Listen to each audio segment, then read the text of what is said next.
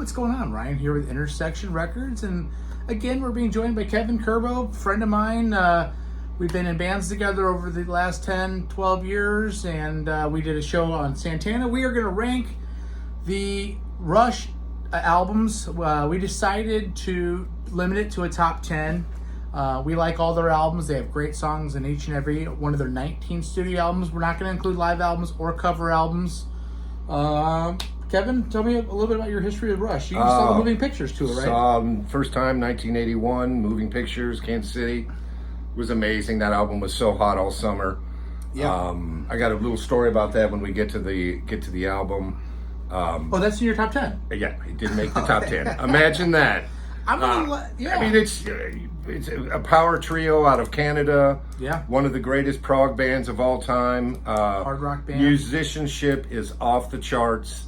The guitars, the vocals, the drums, the keyboards, the performances, everything. Just one of my top 5 bands of all time. And we kept it to 10 just to highlight the greatness of these great albums, because there's more than 10 great albums, but Yep. why don't you start? Yeah. I wanted to say thanks, Ryan, for having me on your show. Totally. Intersection Records, appreciate it. What's your 10? My number 10 came out in 82. It's their 9th album. It's a platinum album, sold 1 million copies. It is the Signals album. Yeah. The keyboards really started taking off, much to my chagrin. And to a lot of people's chagrin. On this album. A lot of, I'm the old school guitar guy. But it's a good album. It's a strong album. Opens with Subdivisions. It's got a killer beat. It's the first Rush song that I remember where the keys kind of take the lead. Analog Kid, some great hammer-ons and pull-offs on the guitar on that one. Chemistry, Digital Man, The Weapon, New World Man. He's a new world man. It's a great song. Interesting beat, guitar work. It's kind of got a reggae thing going in it. And then Losing It. Losing It is a beautiful song. One of our friends, Mike Jonesy Jones, it's one of his favorite Rush songs. It's about as you get older in life, you start losing your abilities. It's just a beautiful song. And it's got a great line in there, "The bell tolls for thee." And then it ends with Countdown. So that is my number 10. Yeah, and my number 10 is going to be their final studio album, Clockwork Angels. I saw this tour, was lucky enough to go backstage. There's my backstage pass, and actually meet Geddy. And there's my Roll the Bones t-shirt, my buddy Billy with his Hold Your Fire t-shirt. Ged and Alex. Anyway, this record is awesome. Again, came out 2012. Starts off with Caravan, killer song. B2, just a very proggy, very heavy song. Clockwork Angels, incredibly proggy. The Anarchists, incredible. And then Headline Flights, their last epic song with a little mini drum solo, kind of similar to what he does on Tom Sawyer. That's my number 10. And my number 9, which I don't have the album for, is Test for Echoes. Yeah, came out. It's their 16th studio album. Came out in '96. It's a gold album, sold 500,000 copies. And I wrote in big letters here. Can you see it? No keyboards. Yeah. So the opening track, Test for Echoes, is Test is amazing, but my favorite song is Driven. Yeah. It's a great song. It's got kind of a hammer-on style electric guitar theme where Alex is hammering on the notes. Diddly, diddly, diddly, diddly, diddly, diddly. It's an amazing song. Yeah. Half the World, The Color of Right, Time and Emotion. I won't go through all the songs. Yeah. But it's a strong album. It's a guitar bass album. And when I listened to it, it was a throwback back to the old days where there wasn't a lot of keyboards. Highly recommend this album. Great album. My number 9 is going to be the before mentioned Signals. Subdivisions is just such a sprawling on the fringes. I mean, just so cool. Analog Kid is kick ass. Chemistry is awesome. I mean, New World Man, just, I like the keyboards here because it's still heavy and it feels new and not played out, where they maybe would get a little played out with the keyboards. That's my number 9. That's my number 9. My number 8 is going to be the debut, Rush. First album came out in '74, sold 500,000 copies. It's a strong album. I was struck by how good John Rutsey is on the drums on this album. A couple of my highlights are Finding My Way, What You're Doing, In the Mood. But the song that really stands out on this one is Working Man. Yeah. It's the song that broke the band out of a radio station out of Cleveland, Yeah. where they picked it up, and then it started spreading, and the word started spreading from there. And really, the rest is history. So that is my number 8. I'm going to go ahead with my number 8 and bring in this beautiful behemoth of an album. And again, we're now into rarefied air where every one of these albums is incredible. They're all interchangeable. Look at the back of that. 3 guys. This is the first album, Peart anthem. I mean, the first real kind of Rush Great song with with just unbelievable. Best I Can, more meat and potatoes, but awesome. Beneath, between, and behind, just a kind of a Zeppelin thing here. Killer, Zero Filler, Bidor the Snow Dog, and all the different parts of that. And it was kind of a song that was a joke. It was definitely done under the influence of marijuana. Fly By Night just makes you feel good. I love that song, Making Memories. Rivendell hurts me. That's why this is where it is.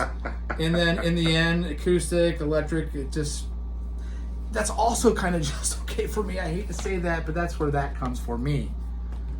So Where are you at number 7 already? Oh my God, it's Caress of Steel. Whoa! Whoa! Jonesy and you're going to help me for this. It is Wow, their what a record. 3rd album. Yeah. Came out in '75. It's their most underrated album. Oh, it's without a shadow of a doubt. one of the best. Bastille Day is great. I think I'm Going Bald. Kind of a silly premise for a song, but musically it's got some great stuff going on. Lakeside Park. I love the song Lakes. It's a great song. It kind of takes you back to bygone days of youth, when things were all rosy and kittens and rainbows. But Yep. it's got some very good lyrical pictures of the mind eye that Peart is able to create with his words. Yeah, incredible. One of my favorite songs is The Necromancer. It's like Lord of the Rings in a 12-minute and 28 prog song. Lots of different parts, soft, eerie sounds, blistering long lead. Yeah. And then it's got a triumphant finale song after the battle between our heroes and the Necromancer. It just is a song It really is cool. It's of like joy. It's like a song of joy and triumph that, not a song, but a part of the song. It's a joy and triumph that we made it through. Then on side 2 is The Fountain of Lamneth. That is their first attempt to put a whole mini opera almost in. Yeah, on one side of the album. It takes up the whole side. There are 2 parts that really stand out for me. One is, correct me if I'm wrong, Dictyx and Narpets, which is a 1-minute long, incredible drum solo. I mean, Peart, kind of nicknamed the Professor, was known for his live 20-25 minute drum solos, but this you get 1 minute of Peart flailing away, not flailing, but just bashing the kit. And then it has another, Bacchus Plateau. It's a very moving piece of music. One of the lines I love is "Draw another goblet from the cask of 43." It's a very nostalgic song, and that is my number 7. 7, Caress of Steel. My number 7 is the debut, and I do have it above. Now John Rutsey's on. He's the original drummer of the band. This is the only album that he appears on. My question is, why Pink? I don't have a problem with it, but just it's kind of interesting. Finding My Way, just unbelievable. The way Getty comes in. Look out, I'm coming. Whoa, wow, wow. Just incredible. Need Some Love. Sounds like a debut album type of stuff, but don't we all need some love, right? Take a Friend, Sabbathy, Primal, Straightforward. Again, Meat and Potatoes. Here Again, Stoner Classic. Sick Fills by Alex. Kind of a Sabbathy thing again. What You're Doing. In the mood, hey baby, it's 7:45. I feel I'm in the just mood. so freaking fun of an album. Before and after, I mean, it's solid for any hard rock band of the era. This came out in '74, and then what more can we say about Working Man? It's just legendary. Yep. All the way through the end when they play guitars all the way through the end. What is your 6, Kevin Kirby? All right, I made a mistake. That's all right. My 5th should have been Permanent Waves, and I should have put Caress of Steel before that. So it should have been Permanent Waves, then Caress of Steel. So now we have Permanent Waves, which is their 7th album. Came out in 1980. It's a platinum album. So this should be your 7th. This should be your... Okay, go on. This is your yeah. I wanted Caress of Steel ahead of this one. So I should have done Permanent Waves, then Caress of Steel. All right. Yeah. It opens with Spirit of the Radio. It was a high school favorite of mine. This came out in 1980. I graduated in 81. It's like a pre-Spotify where you got your music from the radio. Yeah. You didn't get your music. You got it from tapes or albums or 8-tracks or the radio. And this song embodies that spirit of the radio where you hear your favorite song. Got a little liquid refreshment there. It's the first time I heard a reggae beat in one of their songs. In the middle part, it's got a 10-second break where they do a reggae thing. And then one of my favorite lines is when they go, concert hall. And whenever you saw them live, they would do the floodlights out into the audience and everyone would be able to see who all was there. Great album. Free Will. Love the lyrics. If you choose not to decide, you still have made a choice. Killer lead and bass. We've got Jacob's Ladder, Entre Nous, Different Strings. One complaint I have about Different Strings is the song fades just as the lead starts to take off, which bugs the crap out of me. And then you have Natural Science, which is a 9-minute, 19-second song. A lot of things going on that track. Keep that album up because that's my next. So we are at number 6. Permanent Waves again. Spirit of the Radio. I mean, just how can you not jump in your car and get out on the highway and turn that song on the way it starts off? You know, it's just incredible. Free Will again. So poignant, so thoughtful by Pert and his lyrics. I'm not always crazy about Pert's lyrics. I love Pert's lyrics, but sometimes it's almost too much, and I just want to hear jamming. Jacob's Ladder, another great song. Entre Nous, just between us, ring. I think it's time to reckon. It's so freaking good. It makes you feel good. Yeah. Different strings, the pitch harmonics that Alex does, the tight drums, and then again, like you said, Natural Science, the vocal effects, the hyperspace. One of the sections of a 3-part song is so incredible. The guitars, great blend of the old school and then what would become the modern Rush. Would you agree? Yes. It's kind of a bridge album. That was a bridge album. Very much. Yeah, coming out of Hemispheres into that was... Yeah. You see interviews with them, they say we're going to shorten up the songs a little bit. We're going to make them more precise and to the point. Now we are at 6. Now we are at 6. So I should have had Permanent Waves. That's all right. Then Caress of Steel, and then next should have been, or actually is, Fly By Night. Yeah, so you got that way up. It's good. Yeah, came out in 75. Their second album, platinum album, sold 1 million copies. The first album with Pert, Anthem, great, beautiful. Best I Can, Beneath, Between and Behind, Vitor and the Snow Dog.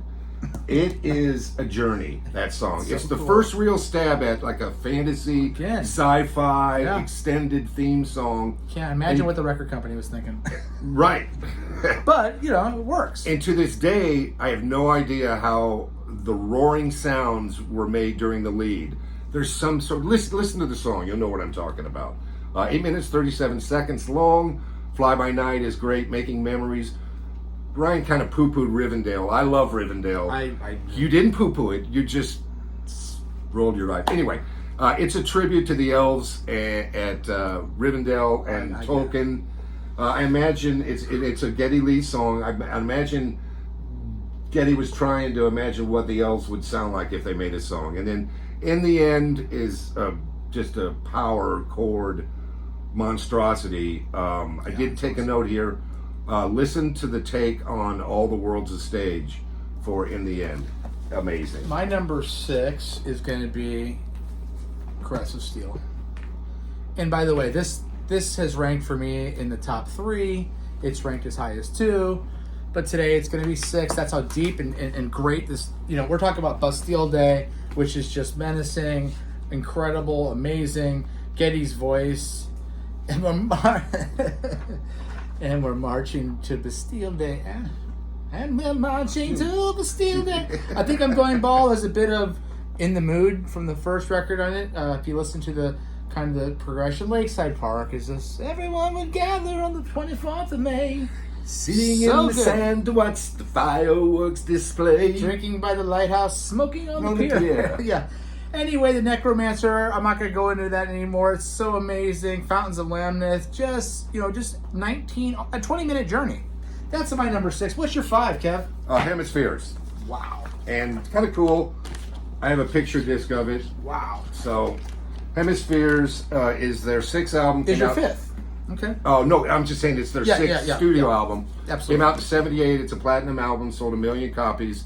Opens with Cygnus X1, Book 2, Hemispheres. It's another song that takes up the whole side of the album. And it's an interesting story when you see the guy here who represents kind of the suits and then the guy that represents more nature. Listen to the song and see how those two play out against each other. They go to abandon the cities to live in the woods and then starve, and then the guy takes off to find Mount Olympus to talk to the gods to figure out how to. It's just a great story. Next we have Circumstances. Great song, but one of my all-time favorite Rush songs of this album is The Trees. Oh my God. It's the battle between the maples and the oaks. Great building middle section to one of my all-time favorite Lifes and Leads. What is the last line? And they were all kept equal by hatchet, axe, and saw. Yeah, it's a great, great song. Then we have La Villa Striengato. And I looked that up. It either translates to the weird city or the strange village. Or great weed. It's the best instrumental by the band, in my opinion. It's unbelievable. It's another perfectly structured build to start. Favorite part of the song starts at 3 minutes and 36 seconds. Yeah. The sound drops off, the volume pedal comes in with the lead, starts like a slow blues, and then just builds up to this searing lead. And it's a long lead too. It's like a minute plus. So that's my 4. Yeah, Hemispheres. 4. My 4 is Farewell to Kings. This is the album. You see the guy there. All the lyrics there. Farewell to Kings has been my number 1 before. Farewell to Kings is just a gorgeous acoustic intro, and then Pings and Bells by Pert and proggy AF, if you will. Then it explodes. Just a favorite song of mine. Xanadu is so cool. Proggy again with a key intro. It comes on like a dream. Closer to the Heart. I mean, again, these little bell pings and chimes that Pert's doing at this stage. He's got more than just a small regular kit. That's what I was going to say. Look at his kit from that day. There's wind chimes everywhere. He's got those big tubular bells behind him. It's got those, what are those bells that it shings up? And the men who hold high places must be the ones. Cinderella Man. Imagine being 13 years old and hearing this record and get with headphones on in your bedroom and you think you're the only one that knows it. It's insane. Madrigal, noble attempt, but yeah, I agree. But Cygnus X1, Book 1, The Voyage. Again, you have the Necromancer voice, more bells, the bells that toll the farewell to the king. That's my number 4. What's your number 3? My number 3 is going to be A Farewell to Kings. Yeah.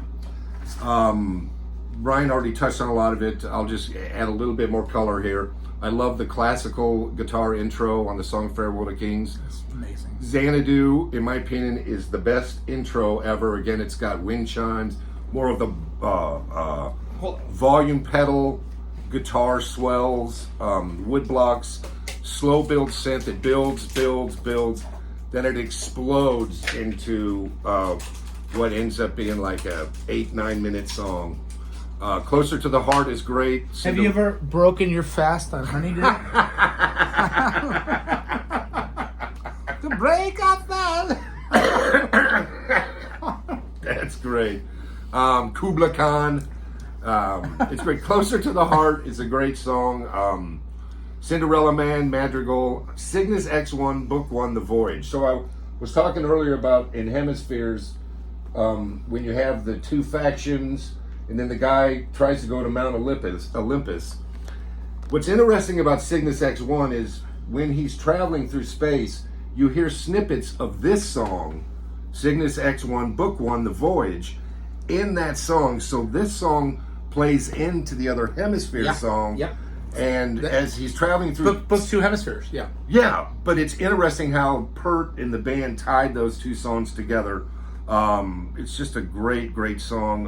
I think it's got one of Geddy's most memorable bass lines. Bow, bow, ba-da-dum. Bow, bow, ba-da-dum. Bow, bow, bow, bow, ba-da-dum. Dynamic starts and stops to cue the music. Just amazing. I think it's their best sci-fi song ever. Cygnus X1, Book 1, The Voyage. My number 3 is Moving Pictures.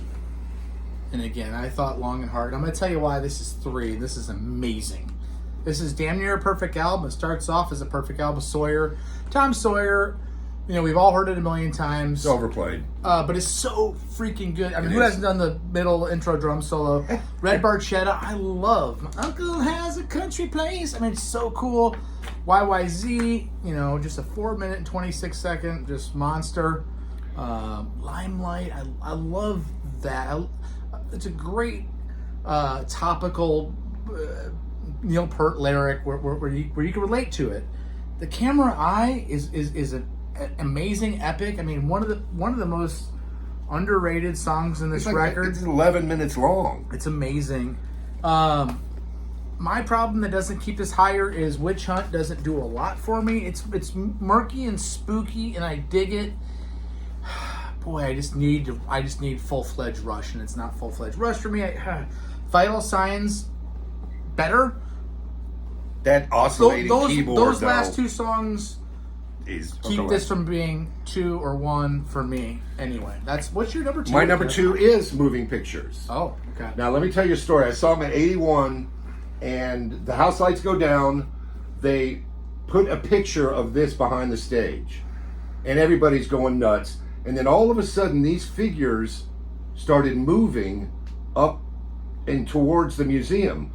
So it was a motion picture or a moving picture of moving pictures from the album Moving Pictures. It was like, it was just like, wow, look at that. It was fantastic. Tom Sawyer, it's their signature song. It is. You can't deny it. It's way overplayed, but again, I made notes. The middle drum fills are fantastic. Red Barchetta. Incredible. This song, how do I verbalize this?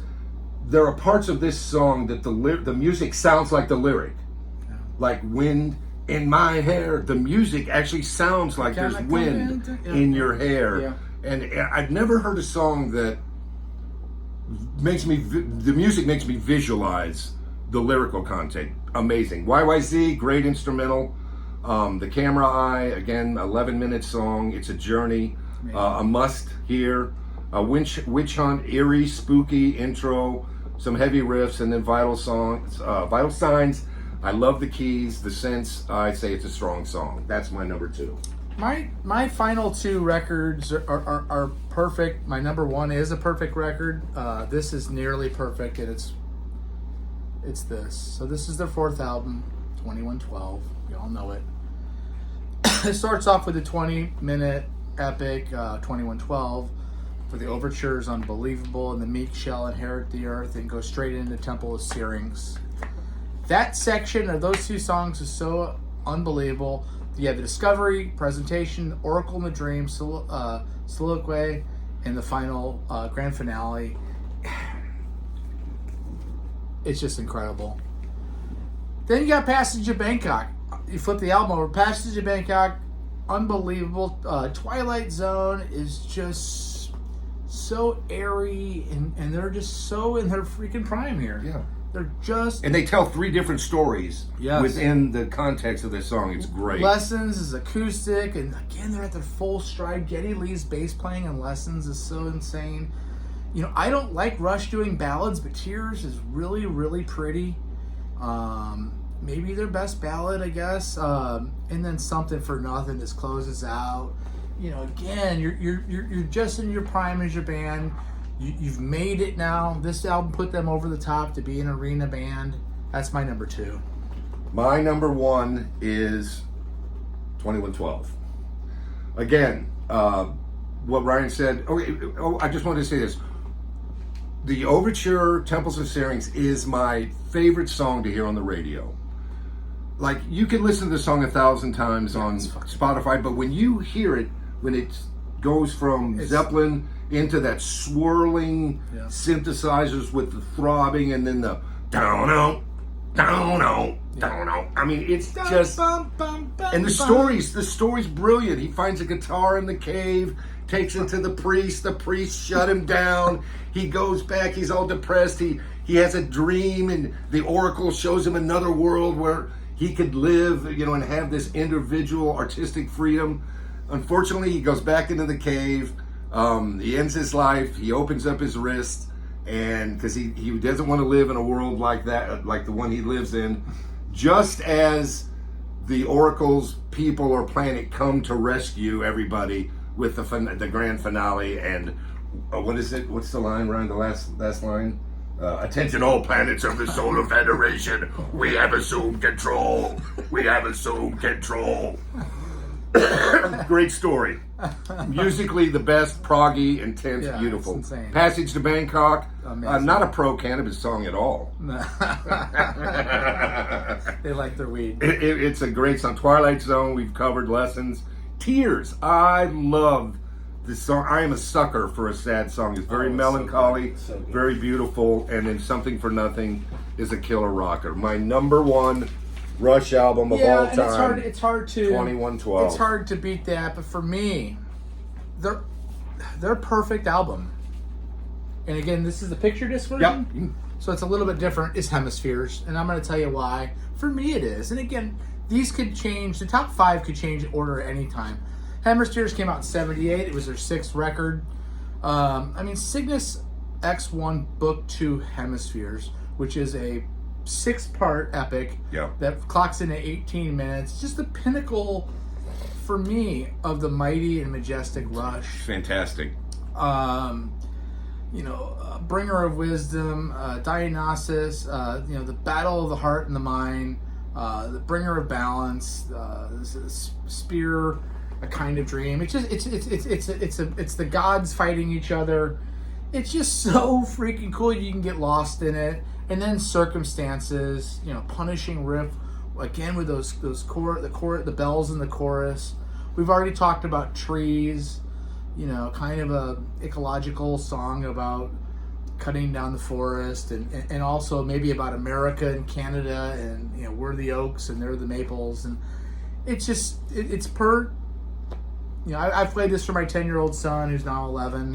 He likes it. He won't admit that he likes it, but he knows what prog rock is because of this. And then La Villa Strangiato, a 9.5 minute. It's Alex Lifeson's signature song. It just really is. It's his signature song. Hemispheres is my number 1. Again, La Villa Strangiato classical, and then it builds and builds and builds and builds. Those are our top 10. I am going to go over some songs from some albums that we did not mention, if I can find it. We didn't mention... Oh, God. Am I not going to find that? We didn't mention some songs. Grace Under Pressure. Kevin, help me out here. I got it right here. So Red Sector. Red Sector X, Distant Early Warning, Power Windows, The Manhattan Project, and Big Money. Hold Your Fire. Time Stands Still. What a great song. Presto, Show Me Don't Tell Me. Roll the Bones, Dreamline, Where's My Thing, Ghost of a Chance is a killer ballad. Counterparts, Animate Me, it's so good. Stick It Out. Test for Echo, which we talked about, the title track, Test for Echo. Vapor Trails, Ghost Rider, Snakes and Arrows, Far Cry, and Armor and the Sword. that's some of the that's Great. our top 10. Those are our Great favorite band. records.